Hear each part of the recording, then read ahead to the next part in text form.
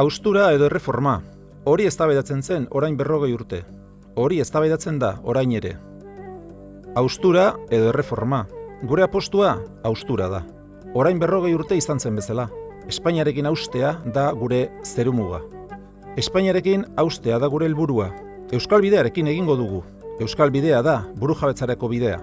Euskal bidea da independentziarako eta sozialismorako bidea. Ezker Abertzalea irabazteko jaio zen. Irabazi nahi dugu. Burujabetza eta independentzia nahi ditugu. Sendotasunaren garaia da. Irabazteko garaia da. Irabazi nahi dugulako. Bidea egiteko ahalik eta boto gehien behar ditugu, abenduaren 20an.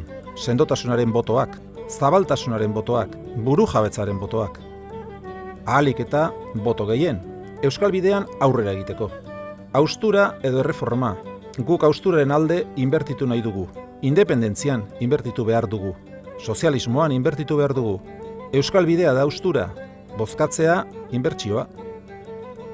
Espainiatik erasoa baino ez ditugu jasotzen. Erasoak eta inposizioa. Inposizioa eta ukazioa. Abenduaren 20an erantzuteko aukera dugu. Espainiatik erasoak eta ukazioa datoz.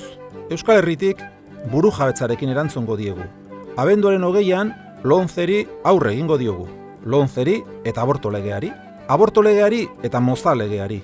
Moza legeari eta lan erreformari. Espainiatik ez dator ezerronik, eman diezaiogun ezetza. Inposizioaren horma bota nahi dugu. Horretarako, tresna politiko guztiak behar ditugu. Mobilizazioa behar dugu. Kalean zein instituzioetan, hemen eta han, hautesontziak zein kaleak dira gure bozgorailu. Madrileko instituzioak ere gure bozgorailu dira. Zutik dagoen herria da gurea. Abian nahi dugun herria da gurea. Zutik eta abian. Zutik eta abian dagoen herriaren eserlekuak izango dira gureak. Gure herriaren eskubideen alde zutik. Gure herritarren borondateren alde abian. Aurrez aurre entzungo gaituzte. Zutik dagoen herria da gurea. Haustura nahi duen herria da gurea. Mobilizazio egunak dira hauteskundeak, baita abenduaren 20a ere. Herri honen askatasunaren aldeko mobilizazio eguna. Presoak etxeratzearen aldeko mobilizazio eguna. Independentziaren bidean aurrera egiteko mobilizazio eguna. Abenduaren 20an, independentziaren alde bozkatuko dugu.